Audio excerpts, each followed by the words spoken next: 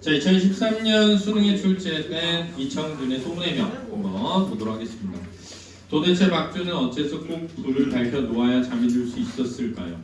그리고 전짓불을 보고 왜 갑자기 발작을 일으킨 것입니까? 이렇게 되네요. 대화가 진행되고 있는데요. 박준이라는 인물의 동그라미를 쳐보면 만약에 박준이 주인공이라면, 그렇죠? 주인공이라면 여기 나가 나오면 1인칭 관찰자 시점이죠. 그죠? 나가 나오면 중요한 걸 물으시는군요. 잠시 입을 다물고 있던 김 박사는 그동안 나에게서 그런 질문을 기다리고 있었기라도 한 듯 이번에는 박준의 버릇에 대해 다시 설명을 시작했다. 나에게서 이렇게 쓰니까 몇 인칭 시점이죠? 네, 그렇죠. 그러면 1인칭 무슨 시점? 관찰자 시점이죠. 자, 1인칭 관찰자 시점을 택하게 되면 서술상에 뭐가 따르게 되죠? 제약이 따르게 됩니다. 왜냐하면 내가 내 얘기를 하는 게 아니라 내가 남의 얘기를 해야 되잖아. 내가 남에 대해 잘 알 수 있어, 없어? 없단 말이에요. 내가 남을 어떻게 잘 알아? 그죠? 서술상 제약이 따르기 때문에 자주 등장하는 게 무슨 듣기라 했지, 스님이? 전에 듣기라고 고2 올라갈 때 스님이 설명했었어요. 생각나죠? 다음 이렇게 1인칭 관찰자 시점을 택하게 되면 문체가 대부분 대화와 뭘로 이루어지죠? 행동으로 이루어지게 됩니다. 대화와 행동 위주의 서술로 이루어지게 되는 거예요. 그렇죠? 그러니까 그 대화와 행동 위주의 서술을 통해서 우리가 판단해야 되다 보니까 극적 뭐가 생기죠? 긴장감이 생긴다 그랬죠. 자, 긴장감이란 잘 알지? 못할 때 생긴다 그랬잖아요. 그죠? 여기서 궁금해하는 게 뭐죠? 박준이라는 인물의 뭐죠? 성격이 궁금한 거죠. 왜냐면 얘는 지금 불을 켜야만 뭐 하는 거야? 잠이 드는데 지금 전짓불에 대해서는 뭘 가지고 있죠?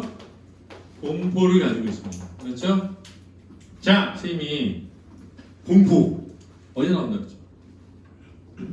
폭력과 파괴에서. 그렇죠? 이 폭력과 파괴에서 공포가 오는데 일반적으로 그런 폭력과 파괴의 배경이 뭐라 그랬죠? 분단과 뭐? 전쟁이라고 그랬죠. 그렇죠? 세연아? 그래서 전쟁을 다루는 작품은 상처가 많이 나옵니다. 그렇지? 니네 엄마의 말투 봐봐. 거기 보면 어머니 자식의 죽음을 막지 못한 한과 슬픔이란 상처를 안고 살잖아. 그게 핵심이죠. 그렇지? 장마라는 소설 봐봐. 한 명은 빨치산이야 아들이, 한 명은 국군이야. 근데 어느 날 국군인 아들이 전사 소식이 들려. 그래서 울면서 그 유고를 안고 비 오는 날 하늘을 보면서 울면서 뭐라 그래? 빨갱이를 다 모여버려라? 죽어버려라 라고 하는데 할머니가 그걸 듣고 자기 자식 죽으라는 얘기잖아. 그래서 갈등을 하게 되죠. 근데 자식이 빨치산이었는데 조카인 내가 1인칭 관찰자 시점입니다. 어느 날 집에 온 경찰에 사탕이 넘어가서 우리 삼촌 가끔 오는데 이렇게 말해버린 거야. 그래서 경찰들이 삼촌을 잡으러 오는 바람에 삼촌이 도망가면서 두 번 다시 집에 오지 못하게 되는 거죠. 그래서 할머니가 나를 미워하죠. 왜? 사탕 하나에 삼촌을 뭐 했다고? 팔아먹었다는 거죠. 그러자 누가 챙겨줘? 외할머니가. 내용이 그런 거예요. 그런 어느 날 삼촌이 죽었는지 살았는지 소식이 없어지자 할머니가 점쟁이를 불러서 어떻게 된지 알아보니까 몇 월 며칠 온대. 그래서 할머니가 이제 그날 잔치를 준비하죠. 마을 사람들도 다 궁금해. 진짜 올까? 이렇게. 그래서 있는데 갑자기 이제 나무에서 뭐가? 큰 구렁이가 나타나. 그래서 할머니가 기절하죠. 왜? 자식이 죽어서 뭐가 됐다? 구렁이가 됐다. 이렇게 생각하는 거죠. 그래서 쓰러진 할머니 대신해서 누가? 외할머니가 그 구렁이를 잘 대접해서 보내죠. 편하게 가게. 너희 엄마는 너무 걱정하지 말고 이렇게 한단 말이야. 그러자 외할머니가 그렇게 했다는 걸 듣고 할머니가 외할머니에 대한 미움이 어떻게 돼? 사라지죠. 왜냐하면 무슨 이념의 대립이 있어. 다 피해자지. 다 상처를 갖고 있고. 그래서 고맙다라고 하고는 얼마 뒤에 벌써 죽는 거죠. 내용이 그런 겁니다. 장마. 그렇죠? 또 전쟁 보면 어느 날 보세요. 고향에 돌아왔는데 웬프로가 잡혀있는데 얘를 소송에 가야 된대. 그래서 포로를 봤는데 어릴 적 뭐야? 친구야. 그래서 끌고 가면서 계속 막 그래 뭐 너는 어떻게 죽였냐 막 얘기하다 보니까 나중에 얘가 화를 내면서 말하죠. 너는 사람 죽여봤어?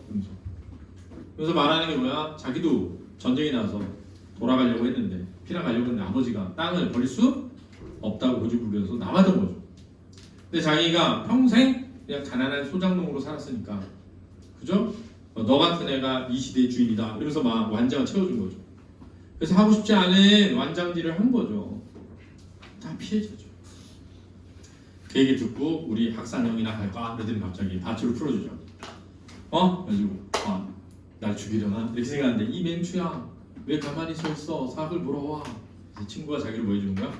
놓아주는 거죠. 그거를 아주 오랜 시간 거쳐서 쓰는 소설들도 있어요. 예를 들면은 일제강점기 때 자기 아버지가 소장농이었어. 그 집 머슴이었어. 근데 그 집 주인이 자기 엄마를 뭐 한 거야? 겁탈한 거야. 그래가지고 아버지가 결국은 팔이 잘리나 어떻게 되나 그래서 죽었어. 그래서 그 아들이 한국전쟁 때 지주였던 그 할아버지의 복수를 하는 거죠. 그런 다음 해방이 된 뒤에 그 죄책감으로 가면서 동행이라는 작품입니다. 그래서 그런 얘기하는 거 이런 거 다 상처죠. 그렇죠? 누구든 피해자가 되는 거예요. 전쟁이라는 과정 속에서. 그렇죠? 자, 한번 진짜 그런 거 볼까요? 글쎄 나 역시 어젯밤 우연히 그런 발작이 나기 전까지는 환자가 특히 어둠을 싫어하는 이유를 알아내지 못하고 있었거든요. 그야 물론 앞서도 말씀드렸듯 그것은 다른 환자에게 볼 수 있는 일반적 병증의 하나이면 틀림없죠. 어둠을 싫어하는 게. 하지만 이제까지의 관찰로 영 그 원인을 분석해낼 재간이 없었단 말입니다. 한데 어젯밤 발작을 보고 바로 비로소 어떤 힌트를 얻을 수 있었죠. 무슨 얘기냐면 환자가 그토록 어둠을 싫어하게 된 건 직접적으로 어둠 자체를 싫어하는 게 아니라 그 어둠으로부터 연상되는 다른 공포가 있기 때문이라는 겁니다. 이를테면 그 전지불 같은 것이 바로 그런 거죠. 환자가 진짜 발작을 일으키도록 심한 공포감을 유발하는 것은 어둠이 아니라 어둠 속에 나타난 전지불이었다 말씀입니다. 환자에겐 그 어둠이라는 것이 늘 전지불을 연상시키는 촉매물이었죠. 그렇다면 앞으로의 문제는 박준이 무엇 때문에 그 전지불의 공포를 느끼는지 알아내는 것이겠군요. 이게 바로 박사님께서 자주 말씀하신 최초의 갈등 요인 아니겠습니까? 옳은 말씀이요. 전지불의 비밀이라는 말로 박준 씨의 치료에는 무엇보다 중요한 열쇠가 되고 있죠. 하지만 어젯밤 박준이 전지불을 보고 놀랐던 것만으로 그가 어째서 그것에 대해 공포감을 지니게 되었는지 그리고 그 공포라는 것이 박준에게 어떤 의미를 지니는 것인지는 아직 설명할 수 없는 거 아닙니까? 아직까지 그런 셈이죠. 역시 그의 소설에 대해 관심을 가져보는 게 어떨까요? 나는 필시 박준의 소설이 전지불 사이에 무슨 깊은 상관이 있는 듯한 예감을 사로잡혀 은근히 김 박사를 권했다. 그러나 김 박사는 박준의 소설에 대해서는 여전히 관심을 보이지 않는다. 그럴 필요는 없어요. 비록 별로 기분 좋은 방법은 아니지만 이제 최소한 환자로 하여금 전지불의 내력을 포함한 모든 비밀을 털어놓게 할 마지막 방법은 찾아놓은 셈이니까요. 여기까지 읽었어. 잘 봐. 우리는 뭘 할 수 있냐면 일단 박준이라는 인물이 불을 켜야만 뭐해? 잠이 자. 근데 그게 뭐 때문일 거라고 생각해? 전지불의 공포 때문이야. 근데 그 원인은 알지? 못해. 몰라 지금. 그러니까 상황은 뭐냐면 박준의 병과 그 원인을 뭐 하고자 하는 거야? 찾고자 하는 거죠. 그때 인물 간의 가치관의 차이가 있습니다. 뭐냐면 김 박사와 누구? 나죠. 그렇죠? 나는 그의 뭐에 관심을 가져보라? 소설에 관심을 가져야 하지 않을까? 원인을 알려면 이렇게 된 거죠. 그렇죠? 근데 얘는 그럴 필요 없다는 거죠. 왜? 그것을 알아내 뭘 찾았다? 마지막 방법을 찾았다 이거죠.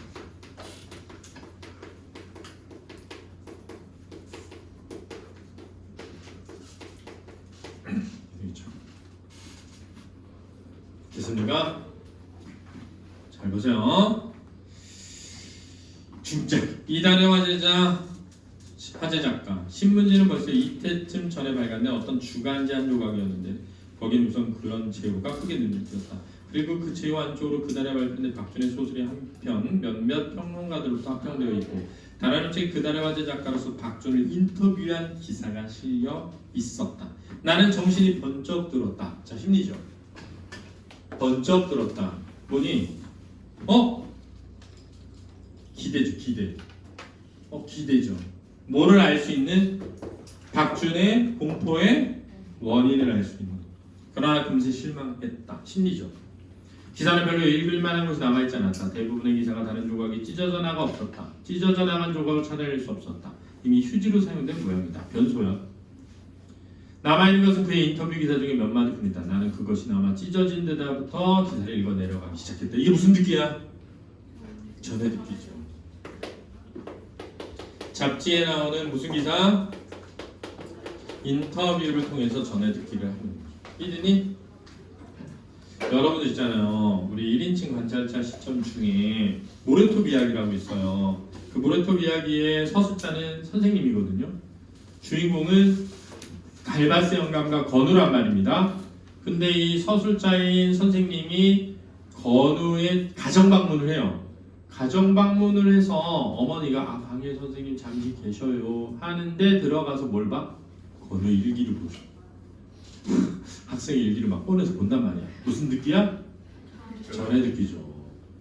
그걸 통해서 건우의 가족이 얽힌 이야기를 이해하게 되는 거란 말입니다. 알겠습니까? 이걸로 잘 이해돼. 이게 왜 나오는지를 알아야 된다는 거야. 그럼 봐봐. 지금 박준이 왜 저러는지 우리가 알아 몰라? 모르죠. 그러니까 뭐가 형성돼? 긴장감. 왜 그런 거지? 하고 몰입해서 보게 되는 거예요. 그러다가 이제 그 이유가 나오게 되는 거야. 이제 그 뒷부분에서 장면 전환되는 부분에서. 그러니 얘는 지금 중략이라고 하는 걸 기준으로 해서 그렇지? 장면 1이 있고 뭐가 있는가? 장면 2가 있는 거예요 지금. 근데 장면 1은 뭐냐면 이유를 모르죠. 궁금해하죠. 장면 2는 그 이유에 대한 뭐야? 근거가 드러나는 거죠. 원인에 대한 뭐가 나타난다? 실마 리가 제공되고 있다. 이렇게 이해되는 거죠. 당신은 아까 내가 위험한 질문이라고 한 말의 뜻을 아직 잘 알아듣지 못한 모양이다. 자, 내가 누굽니까? 박준입니다. 그렇죠? 그렇다면 좀 더 내가 설명을 하겠다. 아마 기자의 어떤 질문에 대한 답변을 구현하고 있는 모양이었다. 박준의 이야기가 꽤 길게 계속하고 있었다. 어렸을 때 겪은 일이지만 난 아주 기분 나쁜 기억을 한 가지 가지고 있다. 6.25가 터지구나. 뭐야? 그렇죠. 전쟁이죠. 우리 고향에는 한동안 우리 경찰대와 지방공비가 뒤죽박죽 공빈지 마을을 찾아든 일이 있었는데 어느 날 밤 경찰인지 공빈지 알 수 없는 사람들이 마을을 찾아왔대. 그리고 그 사람들 중에 한 사람이 우리 집까지 찾아들어와 어머니하고 내가 잠들고 있는 방문을 열어 젖혔대. 눈이 부시도록 밝은 전짓불을 나오는 얼굴에다 내리비치며 어머니더러 당신은 누구 편이냐는 것이었다. 뭐라 그래야 돼?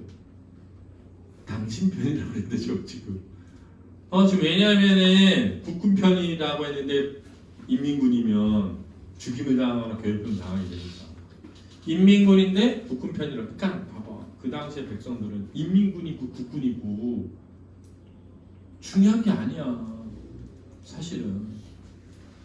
그러니까 전쟁이 끝나는 게 중요한 거야. 가장 나쁜 평화도 가장 좋은 전쟁보다 낫다. 옛날 말이야. 그래서 전쟁이라고 하는 것은 진짜 슬픈 겁니다. 비극적이고 절대 전쟁으로 우리나라를 끌고 가면 안 돼요. 그런 데로 끌고 가는 인간들은 전쟁이면 다 도망가는 인간들이에요. 대부분 보면 슬프죠. 그러니까 자.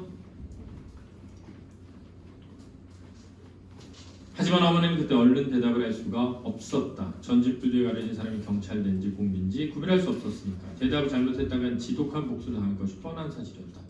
하지만 어머니는 상대방이 어느 쪽인지 정체를 모른 채 대답을 해야 할 사정이었다. 어머니 입장은 절망적이었다. 나는 지금까지도 그 절망적인 순간의 기억을 그리고 사람의 얼굴에 가려버린 전직불에 대한 공포를 생생하게 간직하고 있다 하면서 실마리가 등장한 거죠. 그렇죠? 실마리 뭐냐면 상대방을 뭐하지? 상대방은 알지 못할 상태에서 뭐 해야 되는 거야? 진술하게 되는 공포죠. 상대방을 알지 못한 상태에서 진술하게 되는 공포죠. 이게 약간 좀 결은 다른데 선생님이 학원을 운영하다 보니까 학원 전화번호를 나한테 돌려놨거든. 그러니까 모르는 전화번호 계속 와. 처음 보는 전화번호. 그래서 그런 거를 볼 때마다 약간 그런 게 느껴. 왜냐면 내가 저 사람 모르는데 저 사람은 나에 대한, 물론 나 개인은 아니지만 그걸 가지고 전화하는 거잖아. 또 선생님이 학원 강사하다 보면은 그럴 때가 있어. 안준 선생님 오늘 점심 끝나고 잠깐 원장님실로 오세요 하잖아? 그럼 그 가기까지 공포가 있어. 왜 오라고 했지? 모르니까 정보를 알 수가 없잖아. 오라고 하는 이유를. 그러니까 그때까지 선생님이 갑자기 너 3교시 끝나고 선생님한테 와라 했어. 그러면 약간 그때까지 왜 오라는 거지? 그래서 뭐 내가 뭐 잘못했나? 이런 생각을 해야 돼. 이런 생각을. 근데 저는 개인적으로 그래가지고 누구 오라고 할 땐 항상 왜 오라고 하는지 먼저 말해줘. 이러한 것 때문에 그러니까 언제 볼 수 있을까요? 이렇게. 그래야 상대방이 예측을 하죠. 마음의 준비를 하고. 그래야 수평적 관계가 형성되는 거죠. 근데 항상 정보를 더 많이 가진 쪽이 수직적 관계에서 우위에 서게 되는 거예요. 수직적 관계에서. 그래서 여러분 나중에 사회생활하면 알게 됩니다. 지금 스님이 한 말이 뭔 말인지. 김 과장 몇 시에까지 어디로 와? 이렇게 하면 그때까지가 왜 그러지? 뭐 때문에 그러지? 고민하게 돼. 재계약 기간이야. 온갖 상상을 다 하게 되죠. 이러한 전지불의 공포가 단지 전쟁 중에 이런 상황에서만 있는 건 아니다. 우리가 일상에서 언제든 겪을 수 있는 거지. 그런데 나는 요즘 나의 소설 작업 중에도 가끔 비슷한 느낌을 경험하고 난다. 그러니까 사실 소설과 관련이 있었던 거 없었던 거야? 있었던 거예요. 그러니까 나의 예측이 뭐였던 거야? 맞았던 거죠. 내가 소설을 쓰고 있는 게 마치 얼굴을 보이지 않는 전지불 앞에서 일방적으로 나의 진술만 하고 있는 것 같다는 말이다. 문학행위란 어떻게 보면 한 작가의 가장 성실한 자기 진술이라고 할 수 있다. 그러면 사실 작가의 의식을 대변하는 건 누구지?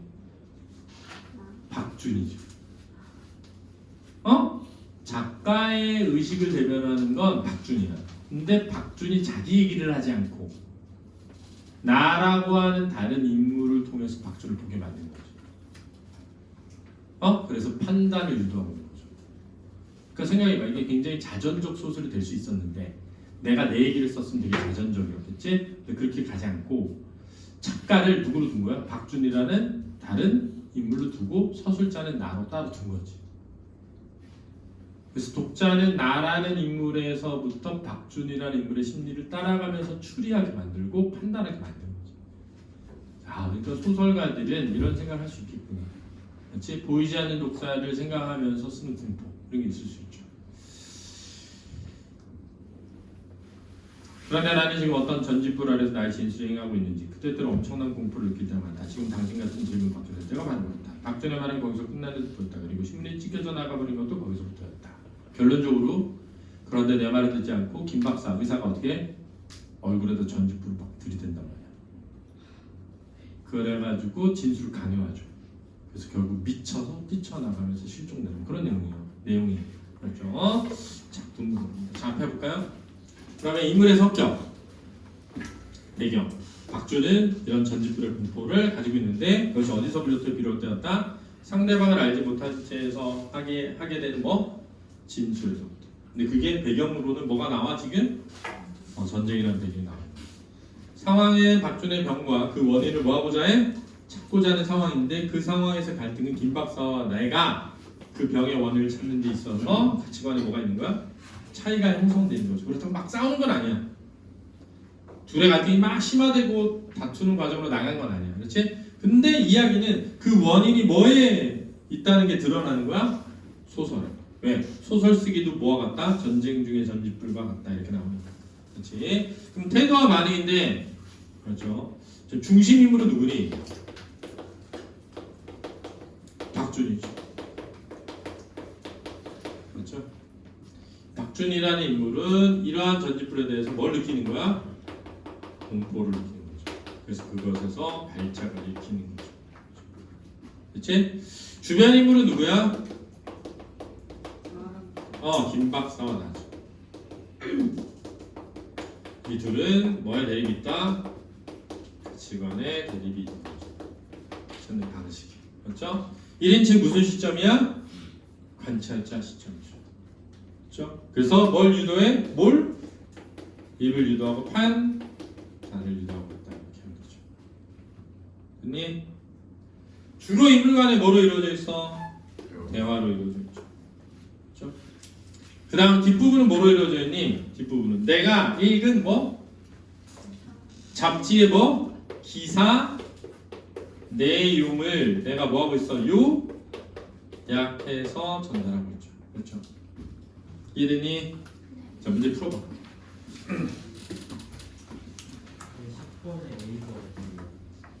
A가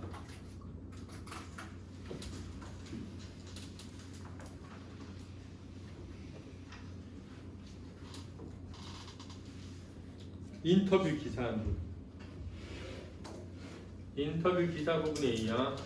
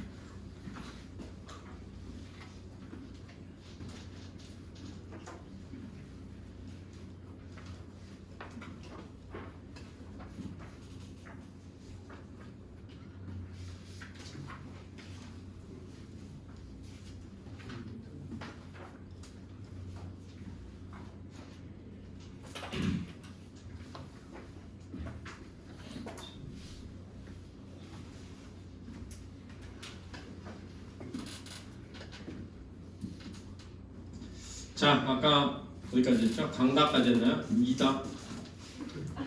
댓글에 대한 이유로 가장 중요한 것은 1번 김 박사는 박준희 대표의 공포감을 정리를 밝힐 방법을 찾았다고 봅니다. 그렇죠. 그러니까 봐봐. 중요 인물이 아닌 인물의 반응도 중요하다. 그렇죠? 그리고 이 부분이 가치관의 차이가 나타나는 부분이어서 출제되는 겁니다.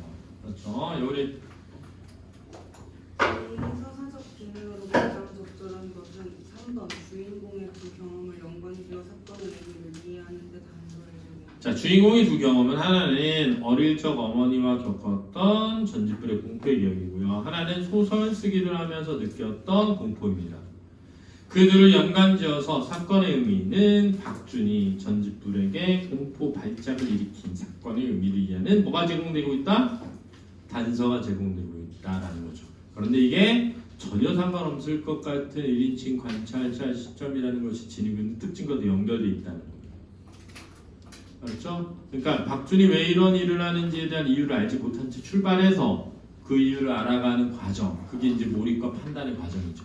이 연결되어 있다는 거예요. 이해했습니까? 이렇게 약간 큰 의미에서 내용을 이해하면서 읽어가는 게 문제풀이 굉장히 중요한 거예요. 개별적인 작품 이해에서 그치면 안 된다. 그래서 분석지 쓰는 겁니다. 알았죠? 다음 뒤에 보기를 참고하여 위치를 감상한 내용으로 적절하지 않은 것은 정신적 외상의 최초 원인을 밝히기 위해 김 박사가 박준의 과거의 기억을 진술하게 할 계획을 세웠다면 이는 위험한 질문을 회피하기 위한 말문 특이 방법을 모색한 결과입니다. 위험한 질문은 회피. 틀렸죠? 위험한 질문 하게 하는 거죠. 답은 5번입니다. 마지막 질문인데